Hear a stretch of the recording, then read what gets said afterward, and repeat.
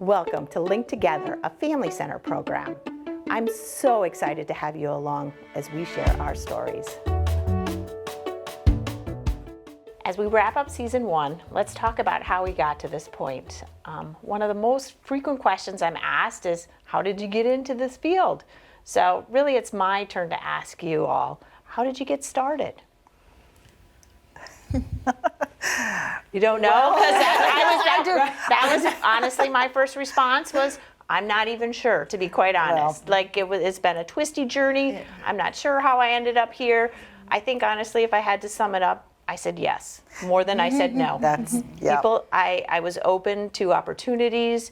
I spoke up. I said my truth in meetings, and so I brought my authentic self to things, and I feel that was, I was lucky to be enough around people who were receptive to that, and so I think those offered me opportunities. Mm-hmm. Yeah. That's me in a nutshell too. Probably like everybody up here. I think I started with a goal for one thing, specifically for Elijah, and then that just grew into more and more opportunity. But I think it really was just walking into those spaces authentically me. You know, not trying to cover up whatever I may have been feeling at the time, not trying to hide my frustrations about our experiences and the different things, but really to embracing the goal of advocacy that I wanted to push. And so I think people saw my passion, and people saw value and the different resources and information, and I'm educated. I think that's always a plus, depending on some situations. I think people saw those characteristics and wanted to offer me a seat at their table. So some tables I had to take my own chair, you know, some tables I had to create and invite people to come sit at. But I think it is just walking into spaces authentically you know, not trying to mask all the different things that you have going on. I would agree, definitely, for me. But I also want to add to that, for me personally, I struggled with my own self-confidence and my knowledge. So it was a lot of walking into uncomfortable spaces and trying to be okay with that. So that was a process, and I still have a lot of uncomfortable moments, but I know how to power through them, and I know that what I have is worthy of sharing. And so I think that would be another thing that got me through, is just being able to understand my weaknesses and my strengths, and being okay, giving myself some grace when I didn't know what I was talking about and needed a lot to learn, which I still do. That's right, me too. Me too. Every day. Oh. Well, and for me, you know, I mentioned it previously. I started out as a special educator. It was my desire to be in that world, in the education world, but also touching the lives of families who had kids with disability. And then the tables were turned, and I was that parent. So the journey was long, and actually having different opportunities to say yes to, Molly, and doing it. And there was some selfishness involved for me, because those opportunities helped me learn the next steps that were coming for my children and how to plan. So I was utilizing it as a way of me learning, but also giving back and sharing what I knew. But and it just kept growing, and eventually we were presenting at conferences, me alone, sometimes with my kids, and saying yes to those opportunities, even to present at national conferences. And then when they were all grown, and I thought, okay, now what? And serendipity knocked at the door, and my boss had happened to see me speak at a presentation, and came up to me and said, have you ever thought about moving back into the workforce? And here I am. I'm working as a family leader. Yeah, awesome. Yeah, so what advice do you have for those who are just starting out, or they maybe they'll catch an episode of this and be like, you know what, I've got this passion and this drive and I want to do that. you know, and they're like, but I have no idea where to go. I have no idea, who did you say yes to? Who did you talk to? Who asked you those questions or gave you those opportunities? Sometimes it does feel serendipitous, like you said, Linda, where you just happen to be in the right place at the right time.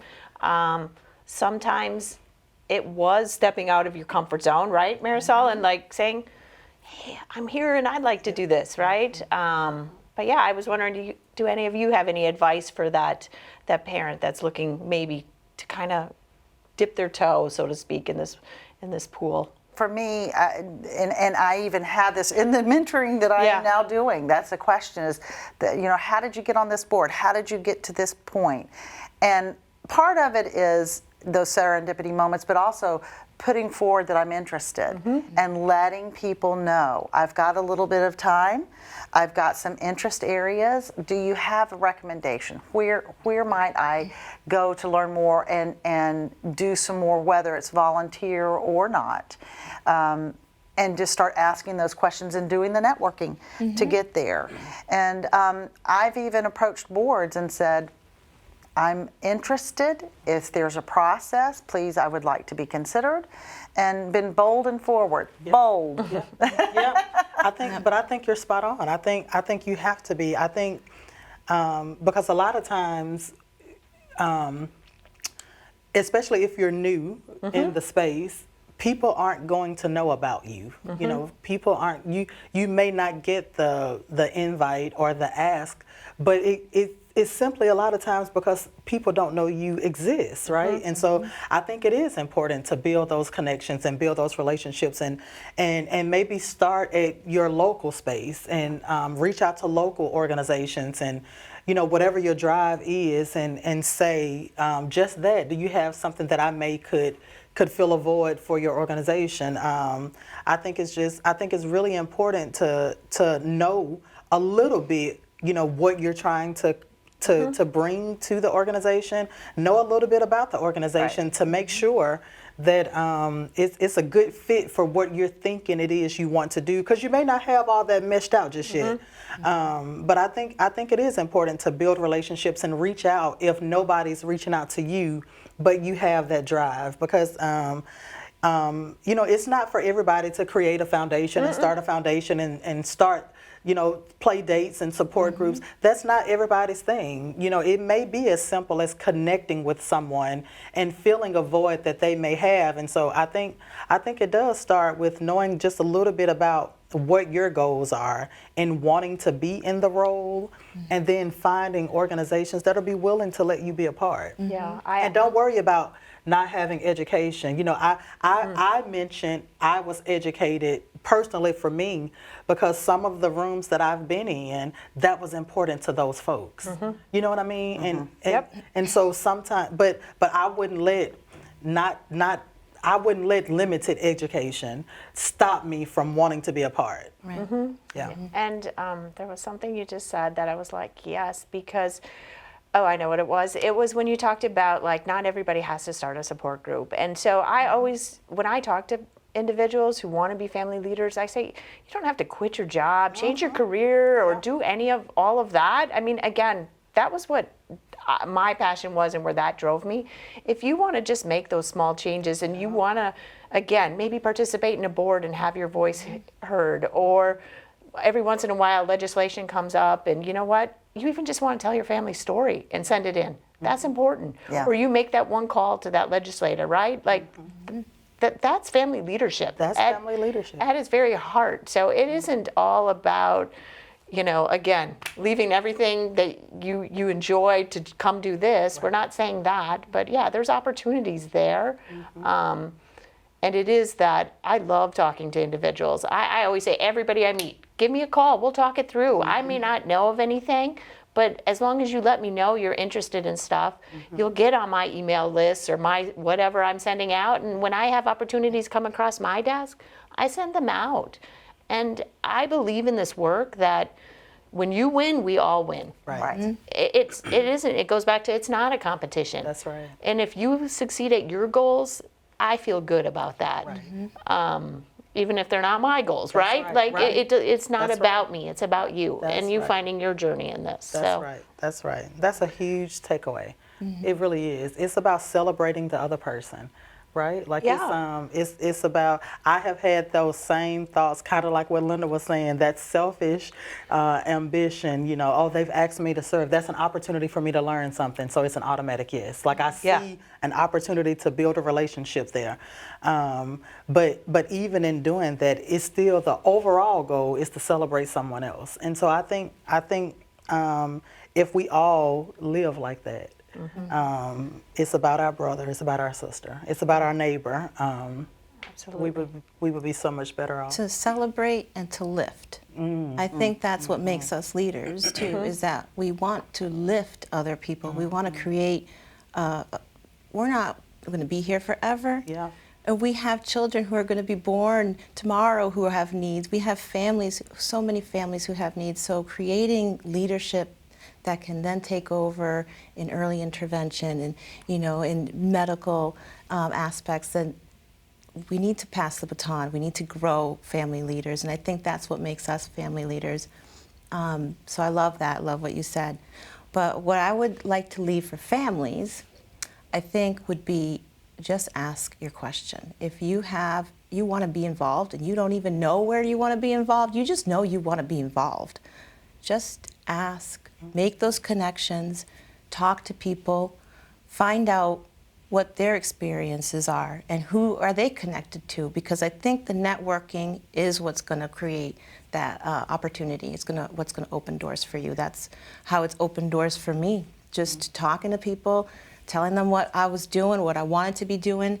I didn't ask to be in early intervention. I didn't ask to be, you know, a parent of 2 children with disabilities, but I haven't been afraid to say, I don't know what I'm talking about. I don't know what I'm doing, but I know I need to know. So I'm going to go look for that information. I'm going to go seeking it. I don't care if I have to go online or if I have to go knocking on people's door. So that's kind of And in that same regard, being able to say, you know, I have no idea, but I know someone who does. Right. And let me connect you with you that go. person. Well, you because get to that I've point. done That's that. You know, I've even done that. Sometimes I've sought that information because I felt like, oh, that's something I need to know. But sometimes when, you know, because you don't want to just you don't want to reinvent something that you know is there and it's working, if it's Right. working. Right. But in that same instance, that just doing that exact same thing, you know what? I know exactly what you need. I know who you need, and connecting them with that person too. So that it's kind of that offer. And that's what I've done too, is made the offer at physicians' offices with all these different physicians that we've known and the nurses that we've worked with. I've always offered and said, if you have a family that they need to have a conversation, I'm always open for that. Please connect them, and making sure that was a known. And then also in other circles at conferences, trying to make myself available and offering that. I don't have all the answers. I really don't, but I might have an idea or a connection. So just being willing to make those offers. And soon then people were coming to say, you know what, I want to offer a suggestion to you. And that's how I found Molly. It was suggested that I get in touch with Molly. And so look where we are today, right?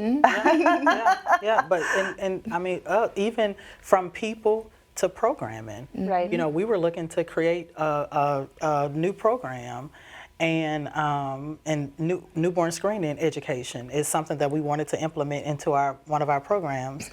And I saw where Expecting Health they already had something developed, but in addition to that, they had partnership opportunities.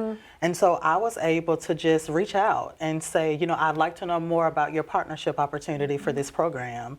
And now, today, we are a partner of that program, and that's the program that we offer through our foundation. So for me, it's not about trying to just start something over. It really is about building connections and relationships, and being willing to collaborate, and walk away from it was me and I did it, because it's not about that, and that was one thing that I realized. it doesn't matter to me if I get the recognition or the praise. That's because that's not why I'm here. I do accept whatever award that comes. I do. Just letting you know. I'm just saying. I will graciously accept and have. But even in that, I was shocked that someone thought that I deserved. Not that I felt unwilling or undeserving. It was just one of those, man, I wasn't here for that. Right. And so I think that that's just what it's about. It's about just making sure families have what they need. Absolutely. Well, it's hard to believe. We've gone through one whole season of this. We've shed some tears, we've had some laughs, we've had a really great time. I've loved the connections we've made, the stories we've told. So I'm going to give you an opportunity, I guess, to any last words of wisdom, anything you'd like people to know before we're done. And know that this isn't the end of our stories, right? I feel like it's just the beginning, and we'll see where we go. So does anybody have any last? I don't. Just be encouraged. Be authentic. Yeah. Be authentic. We've covered so much territory. I would just say, if you didn't hear some of the other episodes, tune in to the other ones. I think there's something in every one of these conversations, and then take it forward for you and for somebody else as well. Yes. Yeah, absolutely. And again, if you don't have your connections, if you don't have your people, just keep looking. They're out there. We're here. Yep. Again, we know that everybody can give us a call, send us an email. I know that those sometimes are the scariest ones. Like, I don't even know what I want to ask or where I want to start the conversation. But know that leaders come in all different shapes, all different forms. There's quiet leaders. There's, like I said, there's behind the scenes leaders. There's those up out there on podiums making big speeches. But you find your spot. Yes. And make a change. So I just want to thank you ladies again for being part of this, part of these discussions, sharing with me, sharing with those who've come along with us and listened or watched. It's been an unreal experience, and I hope you felt the same. So thank you so much. Thank you. And thank you for coming along with us on this journey. We look forward to season 2, and we hope you do as well. The great conversations that we had today is supported by the Health, Resources and Services Administration of the U.S. Department of Health and Human Services as part of the work of the National Genetics Education and Family Support Program. The contents are those of the participants and do not necessarily represent the official views of, nor an endorsement by HRSA, HHS, or the U.S. government.